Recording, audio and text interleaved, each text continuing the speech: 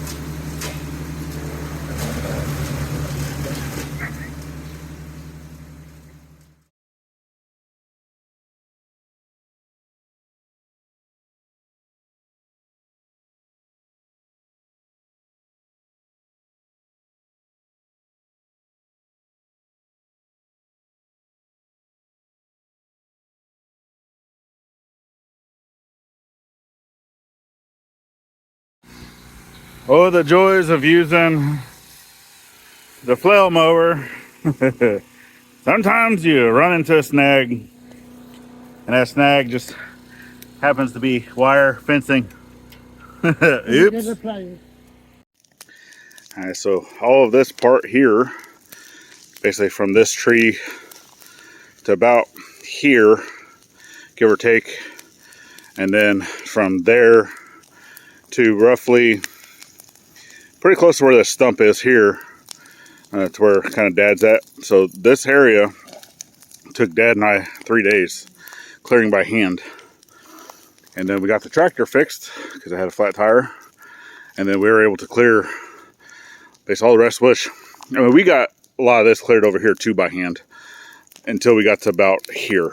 But then we've done all of this basically in 1 day, and a day and a half, give or take. So I've cleared all of this. So Lil Mac with the flail mower is doing amazing. So we got a lot of this cleared. Obviously, I ran into fencing here. I ran into fencing back here. So those are just all the little times I even tried going through there just to see what it would do. And it did okay. Just this tractor is underpowered for this mower. And I already knew that when I bought it. But of course, I didn't want to buy a mower rated for this tractor when I knew that I was going to be getting a bigger tractor eventually. So I wanted to get the mower rated for that tractor. So, and then I've cleared all this back here. So here's that fence. The fence here that we got to take out. Looks like there's some trash, scrap metal. Yeah, we keep finding that all over the place. But the other fence that I hit too was right here. So, because that fence continues to go that way, and then it kind of turns and goes back that way. But there's a fence right here. It's kind of hard to see, but let's see, fencing. And that's what I ran into, because then it comes in, like, there's a fence right here. So, I mean, obviously they had a bunch of pads, right? A bunch of different areas that was fenced off for animals. So I knew that they had at least cattle. And it looks like this is almost like a game trail right here. Kind of cool. But yeah, coming through, just getting it done. Little Mac's getting it done. The whole family's getting it done. And then right here it's the creek. So we're almost cleared all the way to the creek. And that's what Gladys wants to do. But this area too, a lot of this area, you know, that we're clearing out, because the house that we're going to be building over here, or the gathering house, right, our temporary living arrangements, is only going pretty close to where Dad's at, where that log is. So it's 44 feet long.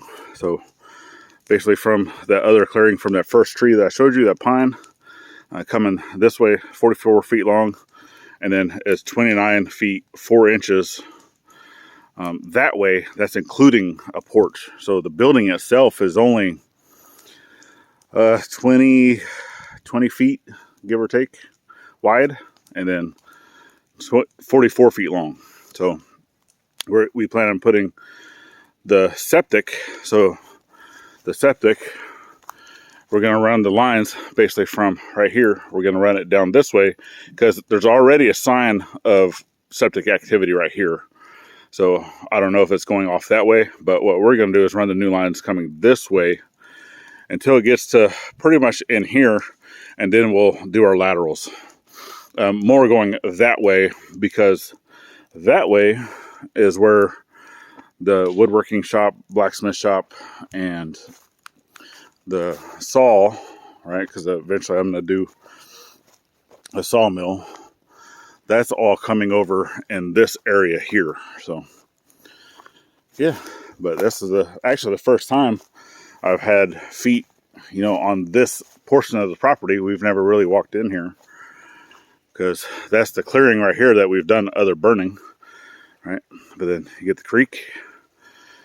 So actually really close to where this tree is sitting, this area here is where I'm wanting to do blacksmith shop. But isn't that creek just beautiful? So pretty.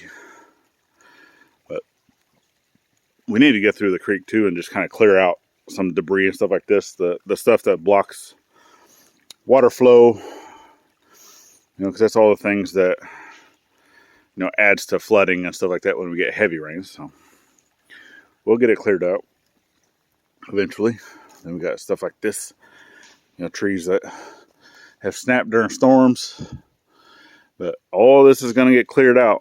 So everything except for big trees. So obviously the big cedars like this are coming down eventually. We're using them for other things. You know, this is going to be brought down. But big cedars, small cedars, you know, even down to, you know, 2-inch, 3-inch, we've saved all of it. That way we're going to be using a lot of that stuff for fencing, fence posts. But then stuff like this, you know, the branches, some of these big branches, because we have a whole big pile still over here. Gladys got a hold of my other 2 piles and she burned those. That's okay, because I got a lot more over there from when I cut down the trees for the bridge. So we're going to be borrowing a wood chipper. And not sure exactly when I'm going to go grab that, but we will let you guys know. But just know that, yes, someone has reached out, and we're going to, well, reached out via someone else, and we're not going to, you know, spill all those beans just of yet, but just know that, yes, we are going to be borrowing a wood chipper. Getting a lot of, you know, cedar and pine, stuff like that, wood chips done up for the dogs, and just for, you know, other little walking paths and stuff like that, things that hold a lot of, you know, moisture, because we've already wore out all the grass. So I'll just go ahead and put down some cedar chips, some mulch, basically is what it is. Just do some mulch walking paths. So All right, well, we're gonna finish up with our little break here and then get right back to work.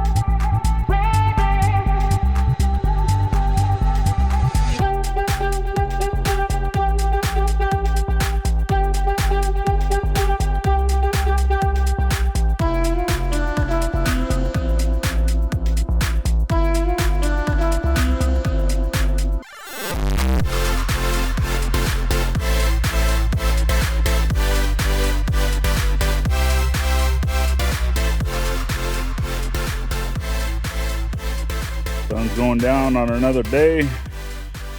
Still got a big old fire going, but goes a little bit better when you're able to use Lil Mac and a good old flail mower. So come follow that journey, y'all, because it's just getting good.